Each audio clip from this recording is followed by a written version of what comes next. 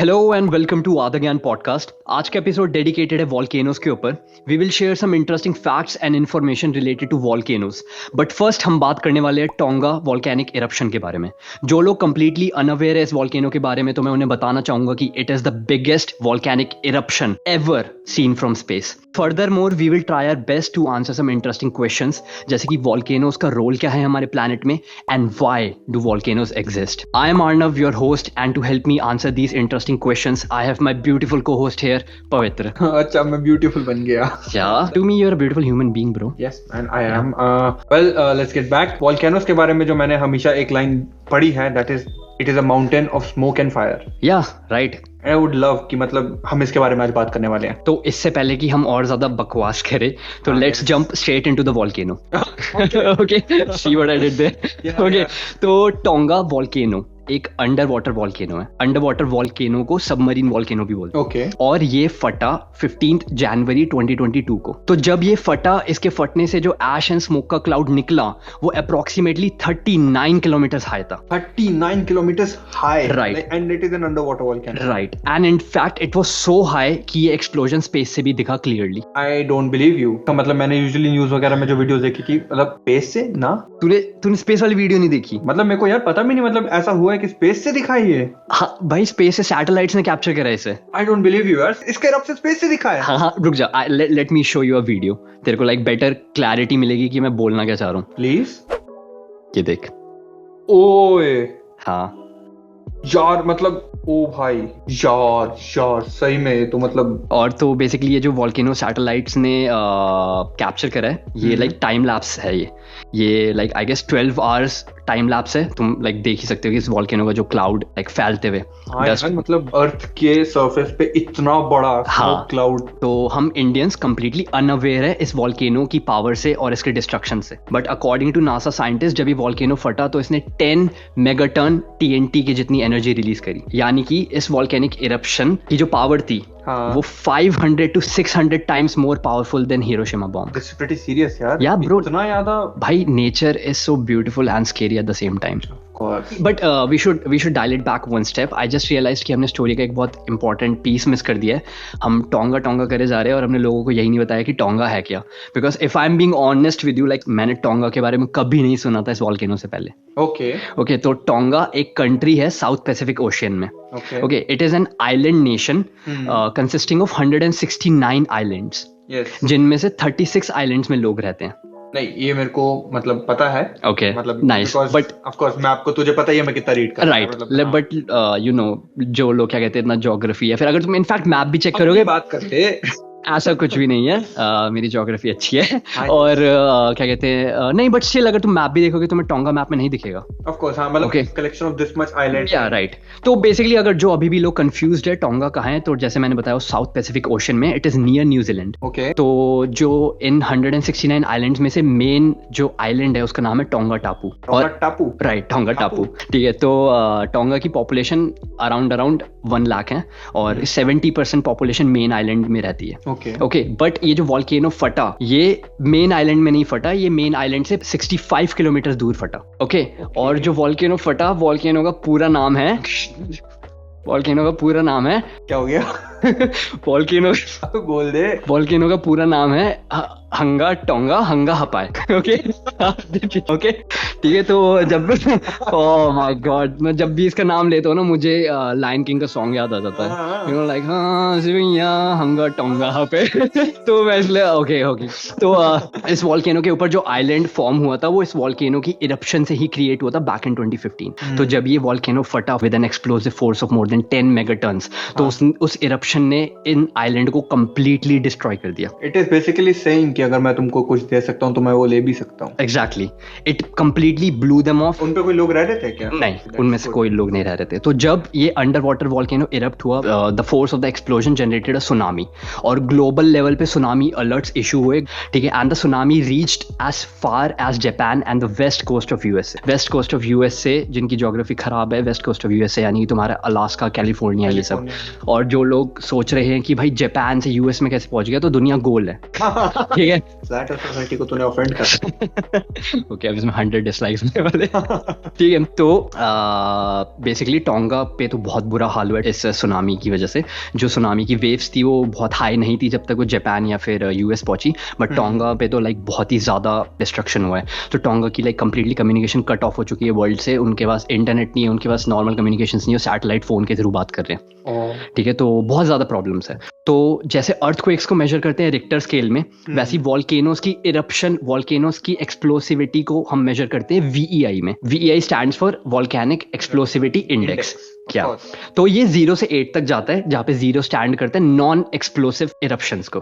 ठीक है, tonga volcano वीईआई scale में 5 रैंक है। एक चीज मैं और मेंशन करना चाहता हूँ कि according to the current data, it is the largest volcanic eruption in the 21st century. Okay, it is once in a 1,000 years event for the Hunga Tonga volcano to go boom boom like this. यार once in a 1,000 तू कह रहा है, but you know no for that particular volcano. Okay, for that particular volcano, because you know 32 years back 1991 के अंदर and Philippines में एक जगह है by the name of Luzon. Okay, and Luzon में चेन है वॉल्केनोस की। पॉइंट क्या है कि उस चेन में से एक माउंट पिनाटुबो है जो इरप्ट हुआ। ओके, एंड तेरा वाला क्या? मेरा वाला मैंने कराया ना ये इरप्शन। Yeah sure, that's VEI 5, right 5। This one was VEI 6। Okay, but hold on, tell people की लाइक 5 और 6 में डिफरेंस क्या है? 5 और 6 में सीधा 10 किलोमीटर स्क्वायर को आप मल्टीप्लाई कर लो and you will get that. Basically, he's trying to say it is 10 times more powerful. 10 times more powerful. Okay. ठीक है, and well, वहां पे क्या हुआ, वॉल्केनो इरप्ट हुआ और उसने 5 क्यूबिक किलोमीटर का मटेरियल बाहर थ्रो कर दिया, स्प्यू कर दिया उसने। इंग्लिश 5 क्यूबिक किलोमीटर का इंग्लिश नहीं पता। ठीक है, उसमें खुश रहो। एंड वेल, उसके बारे में 2 फैक्ट्स मैं तेरे को बताना चाहूंगा। ओके, इफ यू थिंक कि ये वॉल्केनो के इरप्शन होने से कि क्या ही फर्क पड़ सकता है आसपास के लोगों को, क्या ही फर्क पड़ सकता है ग्लोब को, तो फिर आपको बताता हूँ इस वॉल्केनो की वजह से जितना मटेरियल बाहर निकला था, एश एंड स्मोक जितना भी निकला, उसने आसपास के रूफ तोड़ दिए, तो उनका वेट इतना था। वाओ, ठीक है। ओके, एंड इसने एमिट किया था 20 million tons of sulphur dioxide. 20 million turns. तो 20 million tons of sulphur dioxide emit करने की वजह से ग्लोबल टेम्परेचर में 0.5 डिग्री सेल्सियस का ड्रॉप हुआ था। This volcano alone did that. ठीक है, मैं अभी भी उस चीज से आगे नहीं बढ़ पाया। 20 मिलियन टन्स। अगर आगे बढ़ना है तो I will help you, because मेरे को एक क्वेश्चन है। क्या यार, वॉल्केनो का इरप्ट होना and it brings out lava, magma, सब कुछ, यार हीट होनी चाहिए ना वर्ल्ड में। Why is the temperature dropping and not increasing? तो obviously I'm not a scientist, but like जितना मुझे actually I'm something of a scientist myself. You know, I'm something of a scientist myself. Prove me wrong. Okay, so basically मैं इतना shock इसलिए हुआ 20 million turns में, क्योंकि जब tonga volcano फटा तो इसने 4 lakh tons sulphur dioxide emit करा। और तू कह रहा है कि माउंट माउंट पीना का टूबो। ओके, तो माउंट पिनाटुबो ने 20 million tons of sulphur dioxide, bro that is crazy. तो तेरे क्वेश्चन पे वापस आते हैं कि ये लाइक इतना लाइक हॉट चीज इरप्ट हो रही है तो टेम्परेचर ड्रॉप क्यों रहा है? तो जितना मैंने पढ़ा है यार, sulphur dioxide is like a coolant.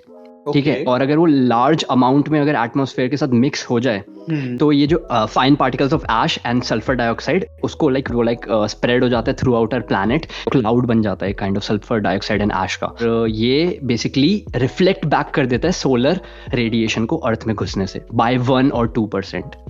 Okay, तो सिर्फ 1 या 2% को भी अगर रिफ्लेक्ट बैक कर दिया जाए तो पूरे अर्थ का ग्लोबल टेम्परेचर ड्रॉप हो सकता है फॉर ईयर्स।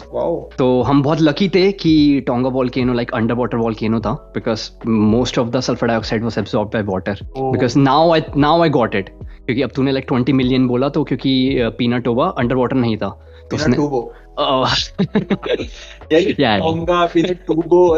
हाँ, ये वही मैं कह रहा हूँ। तुझे पता है मोस्ट ऑफ द वॉल्केनोस जो है वो एक स्पेसिफिक रीजन के अराउंड पाए जाते हैं। But explain to the audience. Okay, तो इसका नाम बहुत अच्छा है। It's called the Ring of Fire. Yeah. And you know, ये रीजन स्टार्ट होता है हमारे साउथ एंड ऑस्ट्रेलियन कॉन्टिनेंट के बिल्कुल ईस्ट साइड से, न्यूजीलैंड जो है बेसिकली पैसिफिक ओशन। हाँ, एंड अराउंड पैसिफिक ओशन होता ब्राजील तक नीचे एक्सटेंड करता है, साउथ अमेरिका तक. And this region stretches to 40,000 kilometres and 500 kilometres wide है ये रीजन. And if that is not scary enough, ये रीजन को रिंग ऑफ फायर इसलिए बोलते हैं बिकॉज वर्ल्ड में most of the volcanic eruptions सिर्फ इस रीजन से आते हैं. I want to add something to Ring of Fire. Okay. I want to add more fire to it, you know. Yeah. So basically, it's like a path that follows the boundaries of several different tectonic plates. That is the reason कि ये जो region है वो इतना ज़्यादा भयानक है, क्योंकि basically क्या होता है कि जिन regions में ज़्यादा tectonic plates आपस में मिलती है, टकराती है, उन्हीं regions में most of the volcanoes पाए जाते हैं. ठीक है, तो ये है कि Ring of Fire में world के 75% volcanoes exist करते हैं. 75% volcanoes, क्योंकि वहाँ पे इतनी ज़्यादा tectonic plates आपस में मिलती है. ठीक है, and about 80% of the world's largest earthquakes occur along the Ring of Fire because of the movements of tectonic plates. Sums up why Japan is so परेशान. Right, exactly. अब आगे बढ़ते हैं. हमने इंट्रो में एक क्वेश्चन पूछा था कि what is the role of volcanoes on Earth and why do they exist? Okay, तो why do they exist?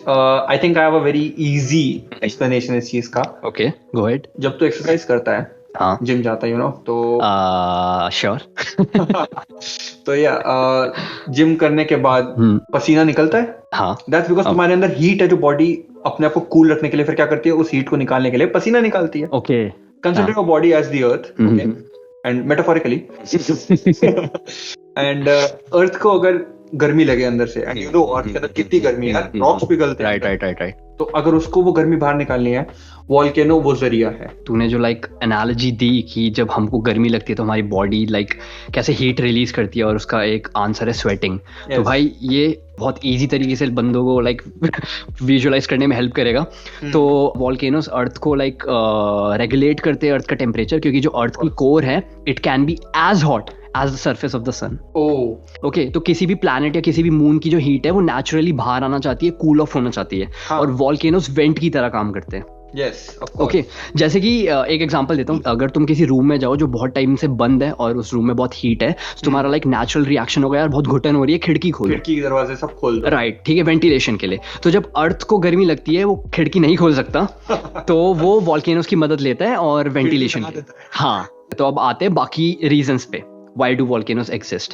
यार वोल्केनोस के बहुत यूजेस है, मतलब बहुत सारी जगह है वर्ल्ड में जो वोल्केनिक इरप्शंस की वजह से ही बनी है. Right. For example Hawaiian islands, right, island of Iceland. तुझे पता है जो हम लोग पहले एपिसोड में बात कर रहे थे, यू नो, डायमंड्स वगैरह के बारे में. राइट. हाँ, कॉमेट्स हैं. एग्जैक्टली. एंड वोल्केनो से जब रॉक्स निकलते हैं तो उन्हीं रॉक से हम लोग को डायमंड्स या क्रिस्टल्स मिलते हैं. ठीक है. Okay. End of course soils, plant. तो वही जब ये वोल्केनोस इरप्ट होते हैं तो ये अपने अंदर से जो न्यूट्रिएंट्स हैं इनको बाहर निकालते हैं, और ये न्यूट्रिएंट्स सॉइल में डिपॉजिट हो जाता है, जिसकी वजह से वो मदद करता है प्लांट्स एंड वेजिटेशन की ग्रोथ में. तो एक और रीजन वोल्केनो का है जो कि बहुत ही ज्यादा अंडररेटेड रीजन है. अगर वोल्केनोस एग्जिस्ट नहीं कर रहे होते तो अर्थ में लाइफ एग्जिस्ट नहीं कर रही होती. क्या बात कर रहे हैं? रियली? क्योंकि बिलियंस ऑफ ईयर्स पहले वोल्केनोस के अंदर से जो गैसेस निकली, इन्हीं गैसेस ने हमारे एटमॉस्फेयर और हमारे ओशियंस को फॉर्म करने में मदद करी. वाओ. या volcanoes play a huge part. जो हम एग्जिस्ट कर रहे हैं वो उसका बहुत बड़ा पार्ट है. इनफैक्ट अगर तुम अंडर वाटर कह रहा हूं मैं, अंडरग्राउंड वाटर की बात करो, तो इनफैक्ट अंडरग्राउंड वाटर को सरफेस तक लाने में भी वोल्केनोस ने हेल्प करी है. तो बहुत ज्यादा लेक्स जो करंटली एग्जिस्ट करती है वो वोल्केनोस के इरप्शंस की वजह से एग्जिस्ट करती है. Wow, you saved the best for the last. हाँ, तो basically volcanoes terraform our planet and make it more habitable. Volcanoes के बारे में आज के लिए बस इतना ही. बट हम फ्यूचर में डेफिनेटली वोल्केनोस पे दोबारा आएंगे, क्योंकि वोल्केनोस के बारे में भी बहुत सारा कुछ है जो हमें बोलना है. जैसे कि हम बात करेंगे सुपर वोल्केनोस के बारे में. Okay, we are going to touch VI 7 and 8. Super volcanoes are VI 8. हाँ, और हम बात करेंगे biggest eruptions ever and their impact on earth. और साथ ही साथ हम डिस्कस करने वाले हैं कि आने वाले समय में कौन से सुपर वोल्केनो फट सकते हैं, क्योंकि सवाल ये नहीं है कि क्या कोई सुपर वोल्केनो फट सकता है, सवाल ये है कि कब. Oh, nice. Good question. Okay. Now we are asking the right questions. Yeah. So I think so. This is it for today. Thanks for tuning in. Show some love. If you learned anything new, then share it with your friends and family. Yes, yaar. Please share kar do. Please. Yeah. Please. And till next time. Peace. Peace out, guys. Take care. Bye.